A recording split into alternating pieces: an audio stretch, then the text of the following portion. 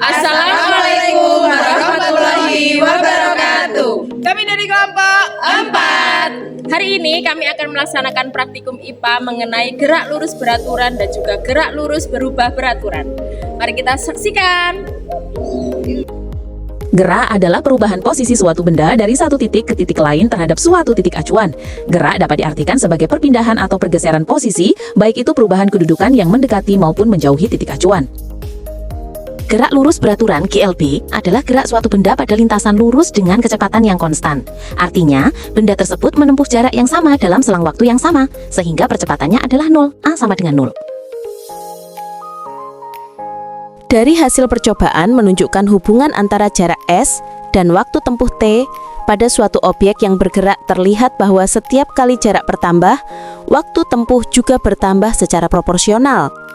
Nilai ini merupakan kecepatan konstan, yaitu 0,5 meter per sekon. Kecepatan yang tetap menunjukkan bahwa objek bergerak dengan gerak lurus beraturan, GLB. Karena dalam GLB, benda menempuh jarak yang sama tiap satuan waktu, tanpa ada percepatan ataupun perlambatan. Setelah percobaan 5 kali, berikut adalah hasil pengamatan percobaan gerak lurus beraturan.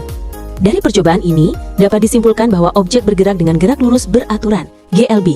Hal ini dibuktikan dengan nilai kecepatan yang tetap, yaitu 0,5 meter per sekon yang diperoleh dari perbandingan jarak dan waktu pada setiap pengukuran. Jarak dan waktu meningkat secara berbanding lurus, sehingga menunjukkan bahwa tidak ada perubahan kecepatan selama objek bergerak. Percobaan ini menegaskan bahwa GLB ditandai oleh kecepatan konstan dan hubungan linear antara jarak dan waktu. Gerak lurus berubah beraturan atau GLBB adalah gerak benda pada lintasan lurus dengan kecepatan yang berubah secara konstan atau beraturan, artinya memiliki percepatan tetap. Perubahan kecepatan ini bisa bertambah, GLBB plus dipercepat, atau berkurang, GLBB diperlambat. Pada percobaan gerak lurus berubah beraturan GLBB, benda diberikan beban yang sama sehingga percepatan yang bekerja diasumsikan konstan. Hasil pengamatan menunjukkan bahwa pada lintasan AB semakin besar jarak yang ditempuh, maka waktu yang diperlukan juga bertambah. Hal ini terlihat dari peningkatan waktu saat jarak bertambah dari 20 cm hingga 40 cm. Pola tersebut sesuai dengan karakter GLBB, di mana benda yang terus dipercepat membutuhkan waktu lebih lama untuk menempuh jarak yang semakin jauh. Pada lintasan BC, ketika jarak dibuat semakin pendek, waktu yang tercatat juga semakin kecil. Ini menguatkan bahwa percepatan tetap bekerja, sehingga benda bergerak semakin cepat dari waktu ke waktu.